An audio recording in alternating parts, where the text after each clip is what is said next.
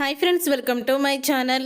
జ్యోత్స్నాని follow అవుతూ వెళ్ళి గుండె పగిలే నిజాన్ని తెలుసుకున్న పారిజాతం అసలు ఇదంతా ఎలా జరగబోతుందనేది ఈ వీడియోలో తెలుసుకుందాం.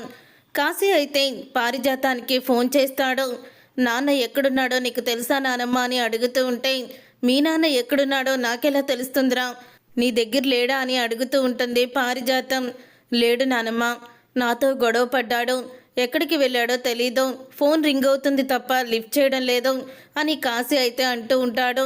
అసలు నీతో గొడవ పడడం ఏంట్రా, ఏం జరిగింది అని అడుగుతూ ఉంటుంది పారిజాతం. అప్పుడే ఇక అంటూ ఉంటాడు కాశీ అయితే, ఏం లేదు నానమ్మ, అసలు ఏం జరిగిందంటే నేను జైలుకి వెళ్ళడానికి అంతా కూడా జ్యోత్స్నాకే కారణమని నా మీద తిరగబడ్డాడు.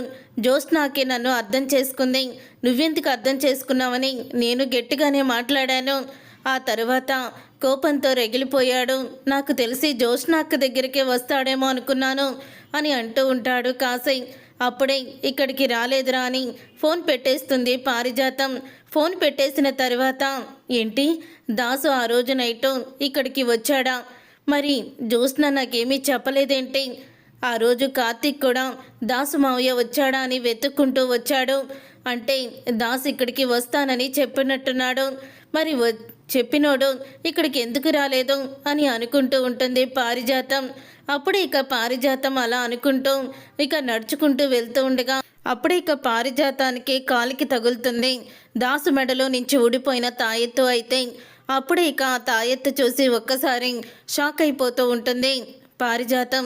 ఇక షాక్ అయిపోతూ, ఇదేంటి, ఇది దాసు మెడలో ఉండే తాయెత్తు కదా, అంటే దాసు ఖచ్చితంగా ఇక్కడికి వచ్చాడు, మరి వచ్చినవాడు ఎందుకు కనిపించలేదు, అటు కార్తీక్కి నాకు కూడా కనిపించలేదంటే జ్యోత్స్న ఏదైనా చేసిందా, ఆ రోజు జ్యోత్స్నాలో కంగారు అన్నీ కూడా నేను గమనించాను, తను ఎందుకో చాలా కంగారు పడిపోతూ నాకు కనిపించింది, అంటే జ్యోత్స్నాని నిజం చెప్పడానికి వచ్చిన దాసుని ఏదైనా చేసిందా, కన్న తండ్రిని జ్యోత్స్న ఏం చేస్తుంది, ఏం చేయదు కదా, అయినా జ్యోత్స్నానే అడుగుతాను, నిలదీసి అడిగితే అది ఖచ్చితంగా నిజాన్ని బయటపెడుతుంది అని అనుకుంటూ ఉంటుంది పారిజాతం.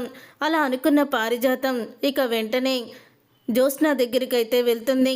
అలా జ్యోత్స్న దగ్గరికి వెళ్ళేసరికి అప్పుడే ఇక జ్యోత్స్న అయితే, ఏంటి, ఏమంటున్నాడు మా నాన్న, భోజనం చేశాడా అని అడుగుతూ ఉంటే, లేదు మేడం, అతను ఏమీ తిననని చెప్తున్నాడు, ఇప్పటికే చాలా నీరసం పడిపోయాడు, ఇక భోజనం చేయకపోతే అతన్ని హాస్పిటల్కి మనం తీసుకువెళ్లాల్సిందే అని రౌడీ అయితే చెప్తూ ఉంటాడు. అప్పుడే జ్యోత్స్న అది విని, హాస్పిటల్కి తీసుకువెళ్ళేదేమీ లేదు, తినకపోతే అక్కడే చస్తాడు అని అంటూ ఉంటుంది జ్యోత్స్న. ఆ మాటలన్నీ కూడా పారిజాతం చాటుగా వింటూ ఉంటుంది. జ్యోత్స్న ఎవరి గురించి మాట్లాడుతుంది, ఎవరితో మాట్లాడుతుంది అని అనుకుంటూ ఉంటుంది. ఇంతలో ఇక జ్యోత్స్న అయితే అంటూ ఉంటుంది, నేను ఇప్పుడే వస్తున్నాను, వచ్చిన తర్వాత చూస్తాను అని అంటూ ఉంటుంది జ్యోత్స్న. అప్పుడే కాదు విని అంటూ ఉంటాడు రౌడీ అయితే, రండి మేడం, మీరు వస్తే కానీ ఇతను తినేటట్టు మాకు కనిపించడం లేదు అని చెప్పడంతో అప్పుడే ఇక అంటూ ఉంటుంది జ్యోత్స్న అయితే, ఇప్పుడే బయలుదేరుతున్నాను అని అనగానే ఇక జ్యోత్స్న ఈ వెనకాలే పారిజాతం కూడా బయలుదేరుతుంది. ఈ జ్యోత్స్న ఎక్కడికి వెళ్తుందో గమనిస్తే ఖచ్చితంగా దాసు ఎక్కడున్నాడో తెలిసిపోతుంది, ఇది నా దగ్గర దాచిపెట్టిన నిజం కూడా బయటపడుతుంది అని అనుకుంటూ పారిజాతం అయితే జ్యోత్స్న వెనకాలే వెళ్తూ ఉంటుంది. ఇక జ్యోత్స్న వెనకాలే వెళ్తున్న పారిజాతం, ఈ జ్యోత్స్న దాసుని కిడ్నాప్ చేయడం తెలియాలి, అప్పుడు దీని సంగతి చెప్తాను అని అనుకుంటూ ఉంటుంది. జ్యోత్స్న అయితే ఒక పాడుపడిన ఇంట్లోకి అయితే వెళ్తుంది. వెళ్ళిన తర్వాత జ్యోత్స్న ఇంత పాత ఇంట్లోకి వెళ్తుంది ఏంటి, ఈ ఇంట్లోకి ఇప్పుడు నేను ఎదురుగా వెళ్తే ఏదోటి కథ చెప్తుంది, చాటుగా వెళ్తాను అని లోపల నుంచి ఏమన్నా దారుందేమని చూస్తుండగా ఒక దారి అయితే కనపడుతుంది. ఆ తలుపులైతే ఇలా తీయంగానే ఓపెన్ అయిపోతాయి పారిజాతానికి. అప్పుడే ఇక పారిజాతం అయితే లోపలికి వెళ్తుంది. లోపలికి వెళ్ళిన తర్వాత ఒక్కసారి దాసుని చూసి షాక్ అయిపోతూ ఉంటుంది పారిజాతం. కుర్చీలో కూర్చొని చేతులు కాళ్ళు కూడా కట్టేసి ఉంచుతారు దాసుని. ఇక దాసుని అలా కట్టేసి ఉంచడం చూసి స్టన్ అయిపోతూ ఉంటుంది. ఇంతలో జ్యోత్స్న అయితే వస్తుంది. ఏంటి నాన్న, భోజనం తినకపోతే ఎలా చెప్పు, నీ ప్రాణాలు పోతాయి అని అంటూ ఉంటుంది జ్యోత్స్న. అప్పుడే దాసు అయితే, నా ప్రాణాలని తీయాలనుకునే దానివి నువ్వు నా ప్రాణాల గురించి నా ఆకలి గురించి ఆలోచిస్తున్నావా అని అడుగుతూ ఉంటాడు దాసు. ఒక్కసారి పారిజాతం షాక్ అయిపోతూ ఉంటుంది. ఇదేంటి, జ్యోత్స్న దాసుని చంపాలనుకుందాం, ఈ విషయం నాకు తెలియదే అని అనుకుంటూ ఉంటుంది పారిజాతం. అసలు ఆ రోజు మా నాన్న నిన్ను చూసి హాస్పిటల్లో జాయిన్ చేసి నీ ప్రాణాలని కాపాడాడు. లేకపోతే ఆ రోజే నా చేతిలో ఆ బండరాయి నీ తల మీద పడుంటే ఇక ముఖం కూడా గుర్తుపట్టలేనంత విధంగా నలిగిపోయి చచ్చేవాడివి అని జ్యోత్స్న తను చేసిన కుట్రని తన నోటితోనే బయట పెడుతుంది. అప్పుడే అది విని పారిజాతం షాక్ అయిపోతూ ఉంటుంది. అంటే జ్యోత్స్న అనే దాసుని చంపాలని చూస్తే దశరథ దాసుని కాపాడా అని అంటూ షాక్ అయిపోతూ ఉంటుంది. అంత మానవత్వం మంచితనం ఉన్న శివనారాయణ కుటుంబానికి ఇలాంటి దెయ్యాన్ని తీసుకువచ్చి వారసురాల్ని చేసి నేను చాలా పెద్ద తప్పు చేశాను అని అనుకుంటూ ఉంటుంది. అప్పుడే ఇక జ్యోత్స్న అయితే దాసుతో అంటూ ఉంటుంది, చూడు, నీకు గ్రానీ గురించి తెలుసు, కానీ గ్రానీకి నీ గురించి నువ్వు ఇక్కడున్నావని ఏమీ చెప్పలేదు. గ్రానీకి కొన్ని విషయాలు తెలుసు, కొన్ని విషయాలు తెలీదు. తన కొడుకు మనవడు సంతోషంగా ఉండాలని కోరుకుంటుంది. అందుకని ఆ కాశీగాడిని నా వైపుకి తిప్పుకున్నాను, నా చుట్టూ కుక్కలాగా తిరిగేలా చేసుకున్నాను. నిన్నిప్పుడు ఏం చెప్తే అదే ఆ కాశీగాడు చేస్తాడు అని అంటూ ఉంటుంది జ్యోత్స్న.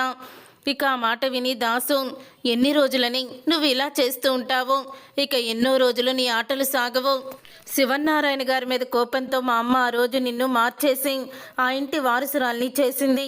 కానీ నువ్వే నన్ను చంపాలని చూస్తున్నావని, నా కొడుకు జీవితం నాశనం చేయాలని చూస్తున్నావని మా అమ్మకి తెలిస్తే మా అమ్మ నిన్ను ఊరికినే వదిలిపెట్టదు అని అంటూ ఉంటాడు దాసు. అయితే కేవలం నా మీద ఉన్న ప్రేమతోనే నువ్వు ఆ ఇంట్లో అలా మహారాణిలా తిరుగుతున్నావు, లేకపోతే ఎప్పుడూ నువ్వు ఈ ఇంట్లోనే గిన్నెలు తొంకుంటూ ఉండేదానివి అని అంటూ ఉంటాడు.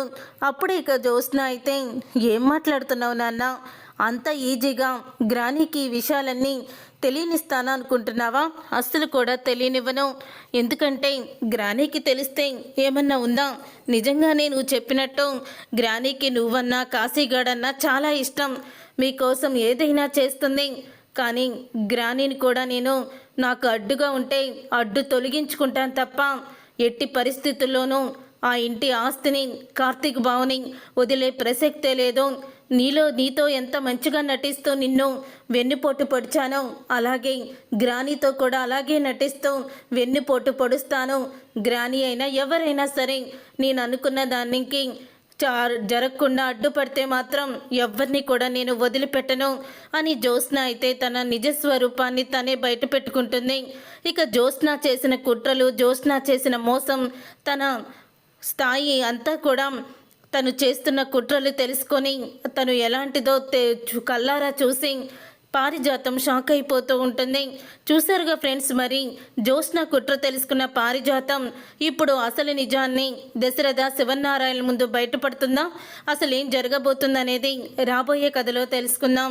ఈ వీడియో మీకు నచ్చితే తప్పకుండా లైక్ చేసి ఈ ఛానల్ని సబ్స్క్రైబ్ చేసుకొని పక్కనే ఉన్న గంట సింబల్పై ఆలని క్లిక్ చేయండి. అప్పుడే మేము పెట్టే ప్రతి వీడియో మీరు మిస్ కాకుండా చూసేవచ్చు.